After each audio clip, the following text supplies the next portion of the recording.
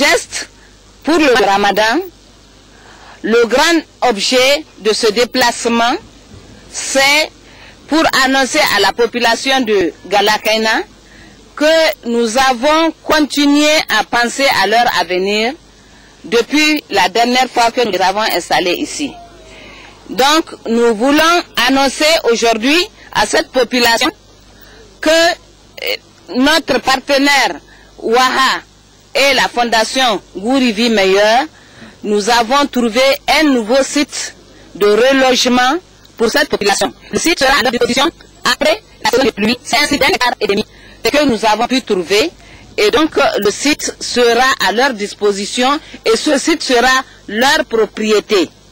Parce que le site a été acheté au nom de la population de Galakaina et que le partage de ce site se fera en bonne et due forme pour que chacun puisse trouver un petit chez-soi. Le gouverneur de la région de Tillabéri a remercié la présidente de la fondation Gourivi Meilleur pour les appuis multiformes qu'elle ne cesse d'apporter aux populations nigériennes en général et celles de la région de Tillabéri en particulier. Quant au maire de la commune rurale de Ndunga, il a aussi remercié la première dame pour tous ses efforts. Nous réconforte vraiment. Et ça fait la deuxième fois que vous intervenez à ce niveau-là. Et vous venez d'entendre par la voix du chef de village que votre action est vraiment très sensationnelle. Et puis, dans ce genre de réconfort, si vous pouvez vraiment continuer au-delà même de ce village que vous connaissez, parce qu'il y a d'autres villages qui sont là, qui pensent vraiment eux aussi être un peu de temps en temps avoir quelque chose, ça va vraiment nous faire plaisir. Les principaux bénéficiaires, qui sont les populations de Galakaina, ont salué cette belle initiative. Nous remercions infiniment la présidente de la fondation Gouri, Aïssata Issoufou, qui depuis notre sinistre nous a jamais oubliés. Que Dieu l'assiste.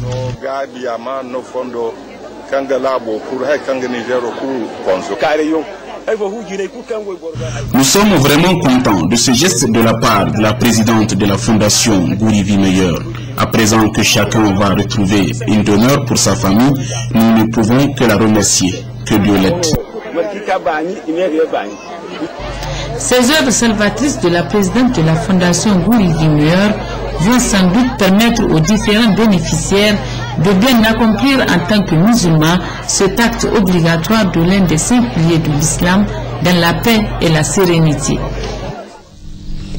Lancement officiel ce matin au siège du Sénat des activités du projet Protexo Oxfam au Niger pour la contribution à la protection sociale. C'était en présence de la ministre de la Population, de la Promotion de la Femme et de la Protection de l'Enfant et du président du CESOC, Samissouf Djouari Isiaka.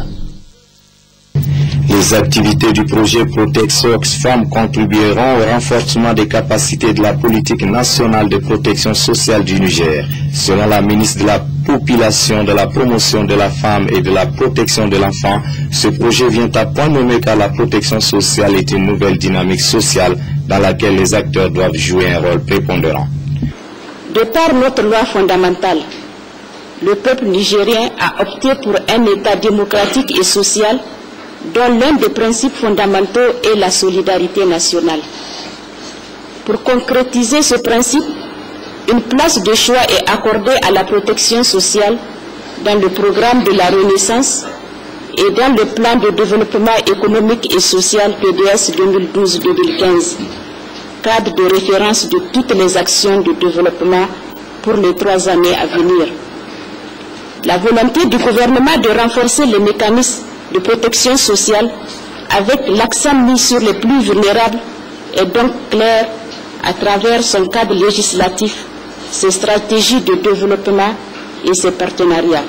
Pour son Excellence Moussa Moumouni Jarmakoy, président du Conseil économique, social et culturel du Niger CESOC et parrain de la cérémonie, la protection sociale doit être retenue comme une priorité nationale car elle concerne directement les risques, la vulnérabilité et la pauvreté chronique d'une partie de la population. Demain, l'institution que j'ai l'honneur et le privilège de présider compte entreprendre une réflexion approfondie sur l'épineuse question de la vulnérabilité à l'insécurité alimentaire et nutritionnelle.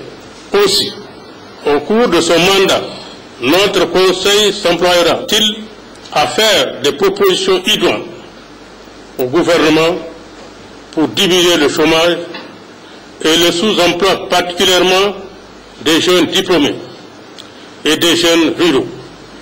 Notre institution accorde toute l'attention que requiert la résilience des populations face au changement climatique et aux crises et aux catastrophes. Pour l'Association nigérienne des constitutionnalistes, la mise en œuvre d'une politique nationale de protection sociale au Niger répond aux besoins exprimés dans la Constitution du Niger. Et avec ce processus, donc il y aura une véritable couverture au profit des populations, il y aura une véritable garantie, n'est-ce pas, au profit des populations nigériennes, et je pense que c'est le prolongement de certaines dispositions constitutionnelles, notamment l'article 25 de la Constitution, qui pose les véritables jalons d'une véritable protection sociale.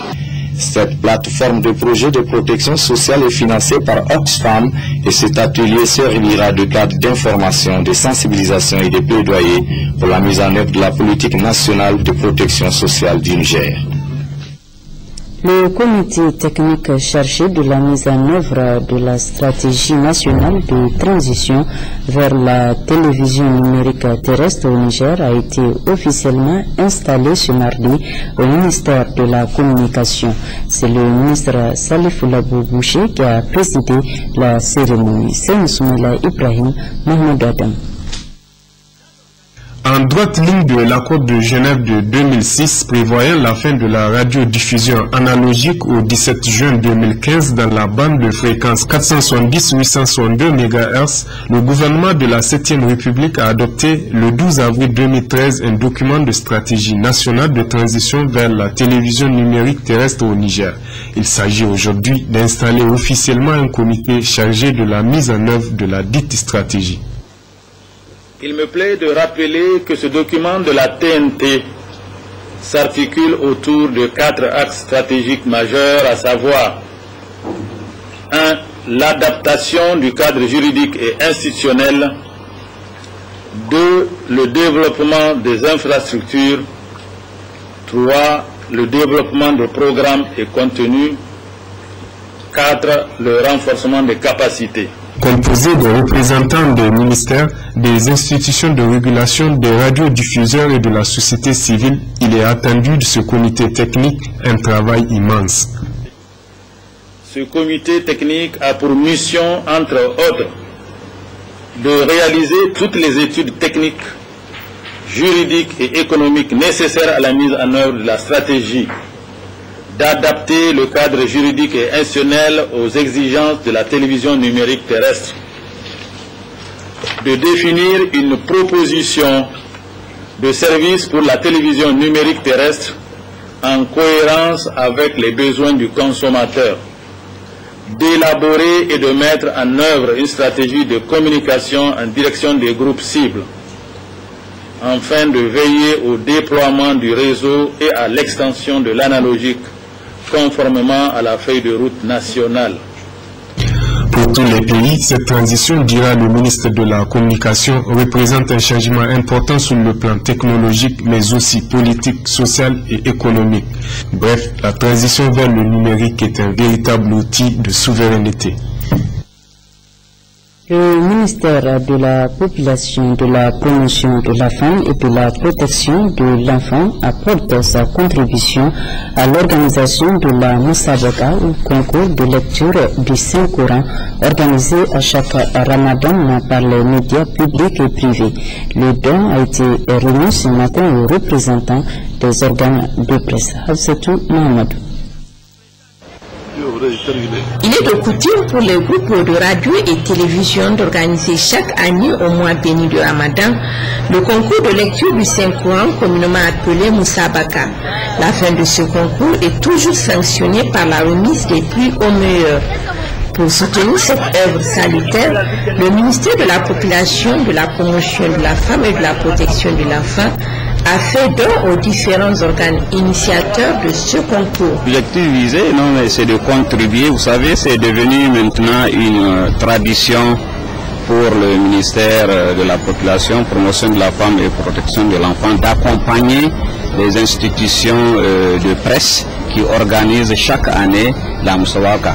Et la ministre, elle est trop regardante sur cette question-là. C'est pourquoi, systématiquement, en attendant même que les gens nous envoient des requêtes, on a dit on va faire en sorte que ces gens rentrent dans leurs droits, puisque quelque part, c'est dans ce sens qu'il faut comprendre, en leur accompagnant avec ce que vous avez reçu individuellement tout à l'heure. Ce don est composé de 5 sacs de riz, un carton d'huile et un carton de sucre. Ce concours de lecture du Saint-Coran est une véritable école. C'est pourquoi le ministère de la Population œuvre inlassablement pour son rayonnement. Et pour refermer le dossier communication, retenez que Télé Sahel informe ses téléspectateurs qu'ils pourront suivre juste après le journal des régions JDR l'émission Grand Dossier, Grand Débat qui portera ce soir sur le programme Niamey-Niala. Suite de cette édition, la ministre de l'Éducation nationale et le président de l'ONG Save the Children ont signé ce matin une convention cadre de partenariat. Initiative qui marque la volonté de l'ONG de contribuer activement à la mise en œuvre du programme sectoriel de l'éducation et de la formation au Niger. Compte rendu, la ministre Madi. L'organisation non gouvernementale Save the Children International entend apporter sa contribution au développement du système éducatif nigérien. C'est cet engagement qui a été à la base de la signature d'un protocole d'accord entre l'État du Niger, représenté par le ministère en charge de l'éducation nationale, de l'alphabétisation et de la promotion des langues nationales et Save the Children International. Au cours de la cérémonie, le président de Save the Children International a souligné que cette initiative marque la volonté de son institution de partager activement la mise en œuvre du PSF. Save the Children International dispose d'une forte expérience en matière d'éducation et souhaite développer ce secteur progressivement dans ses régions d'intervention, en particulier les régions de Maradi, de Zinder et de Difa. Notre responsabilité de co-lead du cluster éducation avec l'UNICEF et nos étroites relations avec les acteurs du ministère de l'Éducation nous permettent de penser que notre partenariat sera fructueux, d'autant que le programme de Save the Children au Niger a entrepris des démarches pour mobiliser des fonds. Au nom des plus hautes autorités du Niger, la ministre en chef de l'Éducation nationale, de l'alphabétisation et de la promotion des langues nationales, Mme Ali Mariama Alhaji Ibrahim, a salué cette initiative de Save the Children International qui, à travers laquelle... C'est donc avec une légitime fierté que nous accueillons ce partenaire aussi crédible et soucieux du devenir des enfants qu'est Save the Children International, à qui nous souhaitons la chaleureuse bienvenue dans le monde de l'éducation. Je suis convaincu que nous bâtirons ensemble un partenariat fécond et bénéfique pour l'école nigérienne. Et je ne terminerai pas mes propos sans vous témoigner, au nom du président de la République, chef de l'État, son Excellence M. Issoufou Mahamadou, et au nom de l'ensemble du gouvernement du Niger, toute notre gratitude pour ce grand intérêt que vous venez de manifester pour le secteur de l'éducation. Je profite de cette occasion pour lancer un vibrant appel aux autres structures, aux autres bonnes volontés, personnes physiques ou morales, publiques ou privées, à se joindre à nous dans la noble et exaltante mission de lutte contre l'ignorance en vue de promouvoir une éducation de qualité pour tous les enfants nigériens. Cette signature qui intervient quelques jours seulement après celle de l'endettement du PSF par les partenaires techniques et financiers et la société civile active en éducation témoigne de l'engagement de Save the Children International de s'investir pleinement dans le secteur de l'éducation en élargissant son domaine d'intervention pour le bien-être des populations en général et des enfants en particulier. Oui, d'une cérémonie à une autre, celle d'installation ce matin du comité de suivi des conclusions et recommandations des États généraux de la justice. C'était en présence du ministre de la Justice, garde des Sceaux, Marou Amadou. Askou Jibrila Ngui Mathieu, précision. Du 26 au 30 novembre 2012, plus de 500 participants s'étaient réunis en plénière et en commission en vue de discuter sur l'ensemble des problèmes du système judiciaire et y proposer des solutions. Ces états généraux avec entre autres objectif de garantir le respect de la loi comme principe constitutionnel, assurer l'égalité de tous les citoyens devant la loi et bannir l'impunité et la corruption. En installant le comité de suivi des conclusions et recommandations de ces états généraux de la justice, le ministre a indiqué que ces états généraux ont été sanctionnés par plusieurs conclusions et recommandations. Pour que ces recommandations, a-t-il précisé, ne se perdent dans les tiroirs de l'administration, il fut convenu de créer un comité de suivi des résultats de ces assises. C'est dans cette optique que le Premier ministre chef du gouvernement a pris l'arrêté numéro 0048-PM-MJ du 5 mars 2013 portant création, attribution et composition du comité de suivi des conclusions et recommandations des États généraux de la justice. Monsieur le Président du comité de suivi, Monsieur le secrétaire permanent, Madame et Messieurs les membres du comité de suivi, les missions de votre comité sont les suivantes. Élaborer un projet de politique nationale justice et droits de l'homme, rédiger un plan d'action détaillé et chiffré des actions à court, moyen et long terme devant aboutir à la conception d'une loi de programmation pour le secteur justice et droits de l'homme, servir d'interface entre les acteurs impliqués dans l'exécution du plan d'action, concevoir un cadre et des outils de suivi et évaluation de la mise en œuvre des conclusions et recommandations des États généraux de la justice, rédiger trimestriellement un rapport d'étape de l'exécution du plan d'action et enfin établir un bilan annuel d'exécution du plan d'action. Votre responsabilité particulière est à la fois exaltante et lourde et commande dès lors disponibilité et ardeur au travail sous la conduite du professeur Mohamed Tidjani Alou. Je sais combien vous mesurez la charge redoutable de la mission qui pèse désormais sur vos épaules. Et je sais aussi que vous vous en acquitterez avec compétence, honneur et patriotisme pour qu'au rendez-vous avec l'histoire et le peuple nigérien, vous puissiez dire « Nous avons assumé notre part du travail ». Et ce faisant, vous aurez contribué à réaliser le pari d'une justice indépendante, impartiale et crédible, proche des justiciables et concourant pleinement à l'effectivité de l'état de droit dans notre pays. État de droit sans lequel notre système démocratique ne sera autre chose qu'une comédie cynique et notre quête de développement, une course vers un horizon fuyant. Le président de la République et le gouvernement, soyez-en rassurés, suivront de très près les travaux de votre comité et accorderont une attention toute particulière tant à leur déroulement qu'à leurs résultats.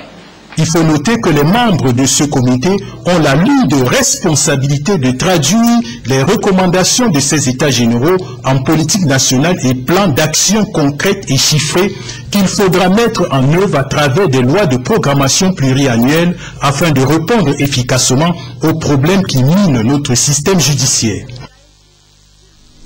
L'évaluation interne à mi-parcours du plan de développement sanitaire, c'est ce matin à Niamey. L'atelier consacré à l'évaluation a ouvert ses travaux au Palais des Congrès sous la présidence du ministre en charge de la Santé et en présence du chef de file des partenaires techniques et financiers du secteur de la santé. Adiza Amédou, Gérard Abdelaziz. Après 2 années et demie de mise en œuvre du plan de développement sanitaire PDS, le ministère de la Santé publique marque une pause de 3 jours pour apprécier à l'interne ce qui a été concrètement réalisé en vue d'une meilleure poursuite de la politique et de la stratégie du gouvernement nigérien en matière de santé publique pour la période 2011-2015. Nous sommes réunis ce matin pour apprécier, premièrement, la cohérence du PDS 2011-2015 avec le plan de développement économique et social et les OMD. Deuxièmement, les résultats de la mise en œuvre du PDS. Troisièmement, les modalités et les procédures de financement du PDS au regard de la déclaration de Paris et par rapport au compact national.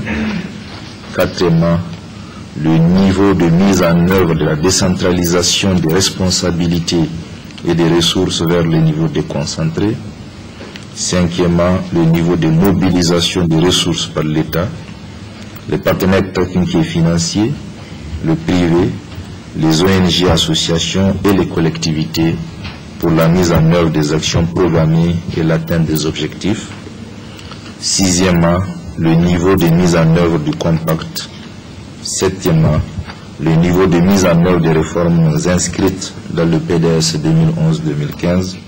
Huitièmement, le degré de collaboration entre le ministère de la Santé publique et le secteur privé dans la mise en œuvre du PDS.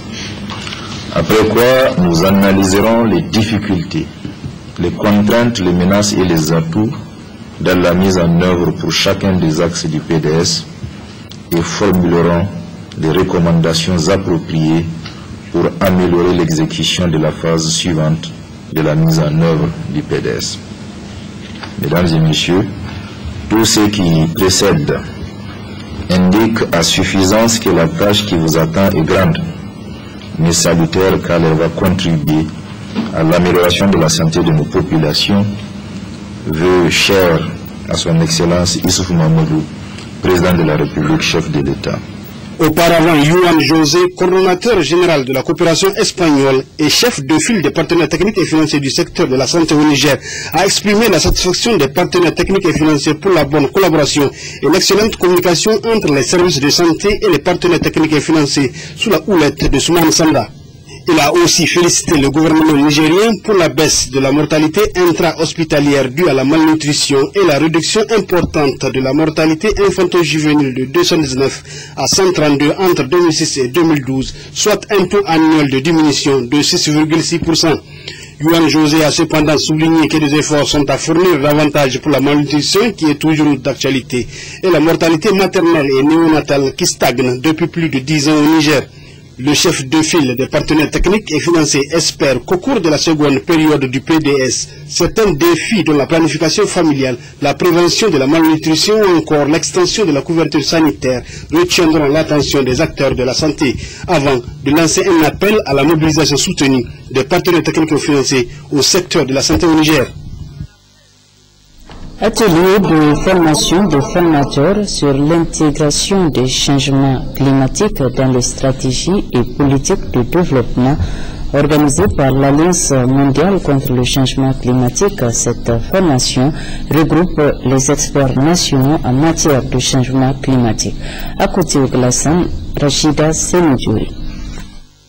Cet atelier initié par le projet Alliance mondiale contre le changement climatique et celui d'adaptation au changement climatique dans le secteur de l'agriculture et de l'eau à travers le SILS entre dans le cadre du renforcement des différents acteurs de développement du Niger pour intégrer le changement climatique dans l'élaboration et la mise en œuvre des politiques agricoles.